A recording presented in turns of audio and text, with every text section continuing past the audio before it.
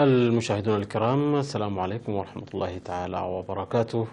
نشرة الأخبار من الفضائية الإريترية، وفيها: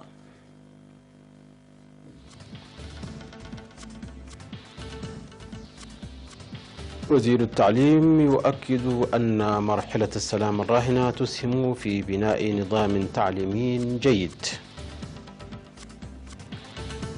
دعوة لاستخراج الرخصات التجارية وتجديدها في أوانها.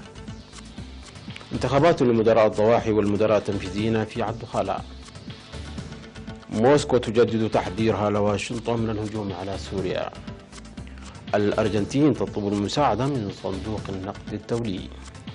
ونزوح أكثر من 50,000 في ميانمار بسبب انهيار سد.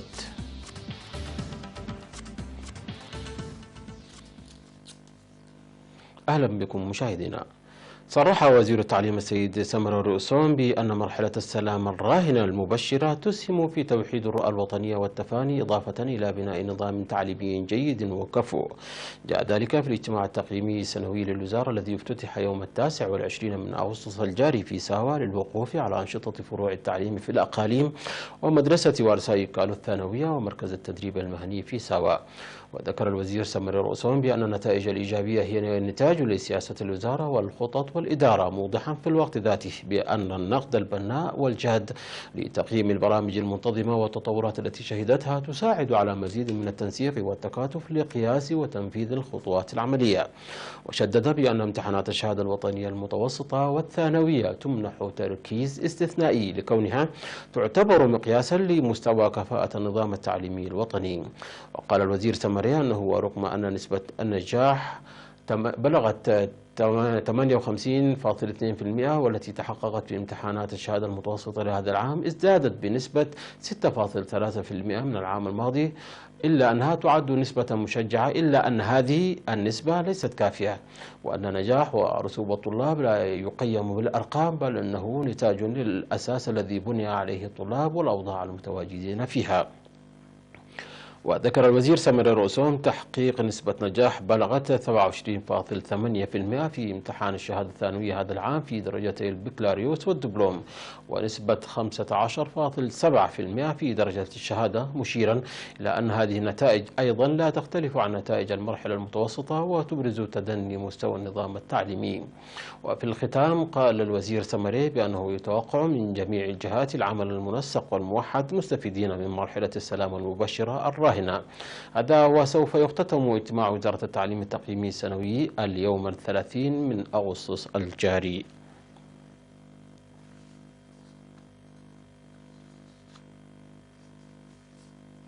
دعا المدير العام لقسم التجارة المحلية بوزارة التجارة والصناعة السيد ماغوس ولدمكيل في اللقاء الذي أجراه مع وكالة إرنا، دعا أصحاب المرافق الخدمية لاستخراج الرخص التجارية وتجديدها في أوانها والتقيد بقوانين الوزارة. وقال السيد ماغوس أن الرخص التجارية تساهم في تطوير الأنشطة التجارية، موضحا الخطوات الرئيسية التي يجب أن يتبعها أي مواطن لامتلاك الرخصة التجارية، مؤكدا فتح فروع في كافة أقاليم البلاد لإنجاز ذلك، حيث توجد في كافة أرجاء البلاد 50,500 مؤسسة تجارية نشطة تمتلك رخصة تجارية. وأفاد بأنهم يعملون بالتنسيق مع الجهات المعنية من المؤسسات الشريكة للحد من عمليات التأخير التي كانت تظهر أثناء التجديد، مما حد من ذلك. وفي رده على استياء أصحاب المحال التجارية من أن فرع القانون والنظام يقوم بإغلاق المؤسسات التجارية دون معرفة قسم التجارة المحلية، أكد السيد ماغوس بأنه لا تتخذ أي خطوات للإغلاق دون معرفة مسبقة من مكتبهم. وأشار إلى أن قسم التجارة المحلية يصدر التعليمات لفرع القانون والنظام لاتخاذ الخطوات الضرورية في حال ارتكبت مخالفات كعملية التأخير في تجديد الرخص والقيام بأنشطة تجارية غير قانونية وفرض زيادة في الأسعار وإيجار المؤسسة التجارية دون معرفة القسم وغيرها من المخالفات والنواقص.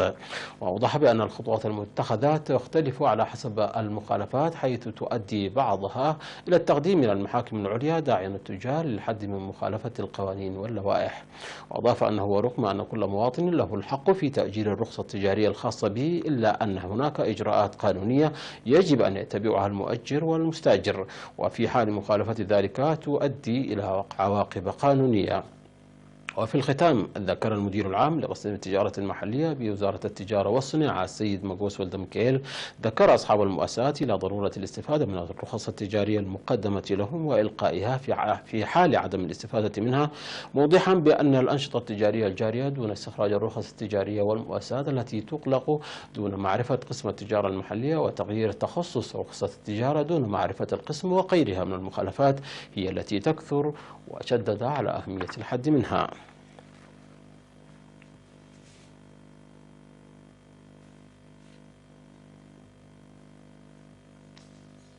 جرت في ضواحي عدي لقس وعدي بحرو وعدي عاخلو وقسم دنقلو في مديرية عدو خالة انتخابات لاختيار مدراء الضواحي والمدراء التنفيذيين ولجان القرى بدل الذين انتهت فترة عملهم.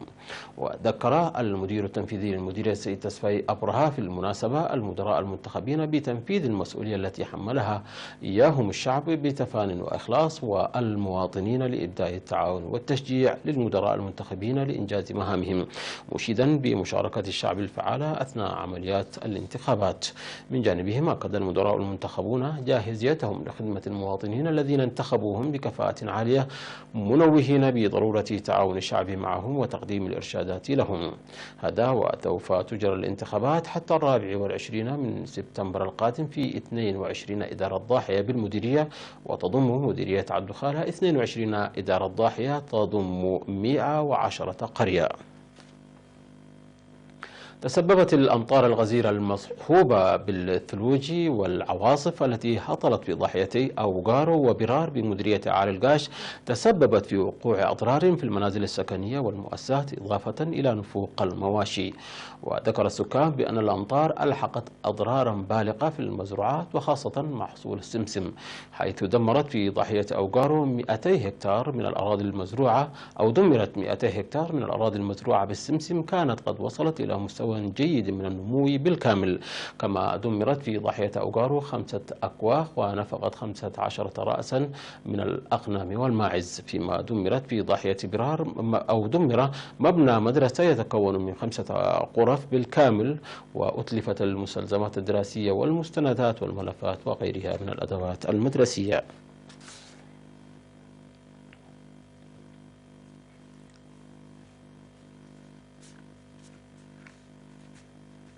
مشاهدينا، نشرتنا تتواصل من الفضائية الإريترية، ولكن بعد فاصل قصير فابقوا معنا.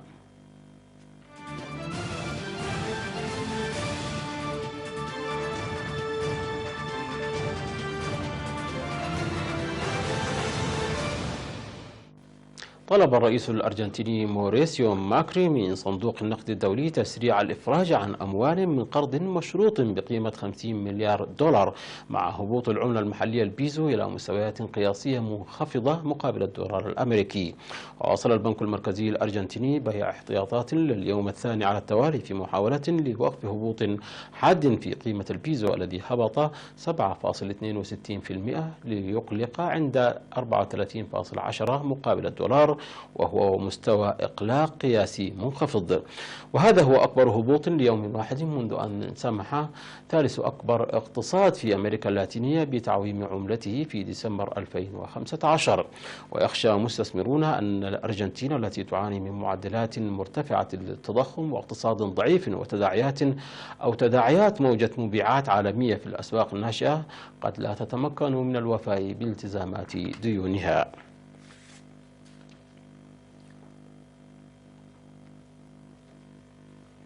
تسبب انهيار جزئي لسد وسط ميانمار في نزوح ما يزيد على 50,000 وتركوا منازلهم بعد أن قمرت المياه تجمعات سكنية وألحقت خسائر بجسر على طريق سريع رئيسي. ويسلط الحادث الضوء على المخاوف بشأن سلامة السدود في جنوب شرق آسيا، خاصة أنه وقع بعد انهيار سد لتوليد الطاقة الكهرومائية في دولة لاوس المجاورة الشهر الماضي، مما أسفر عن سقوط 27 قتيلا على الأقل ونزوح الآلاف. وأرسلت سلطات الإطفاء في في ميانمار فريقا لسد سوار بعد الحادث الذي أسفر عن فيضان المياه على بلدة سوار وتجمعات سكنية أخرى. وبدأ رجال الإطفاء وجنود الجيش جهودا للإنقاذ بعد انهيار قناة الصرف في سد للري على نهر سوار بوسط ميانمار، مما أدى إلى فيضان المياه في قرى وبلدتي سوار ويداشي القريبتين.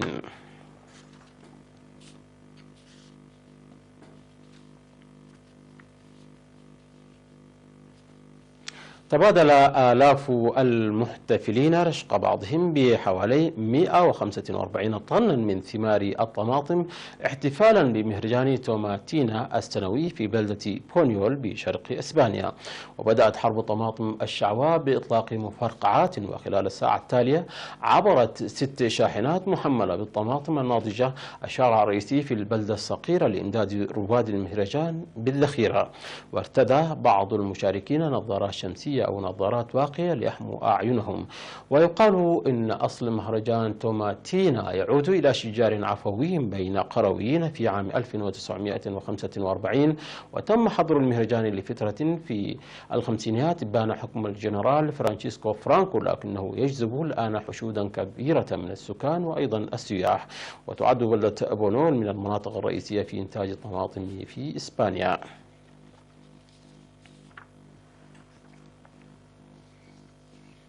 مشاهدينا، انتهت النشرة. شكرا على حسن المتابعة، تحية لكم أينما كنتم، إلى اللقاء.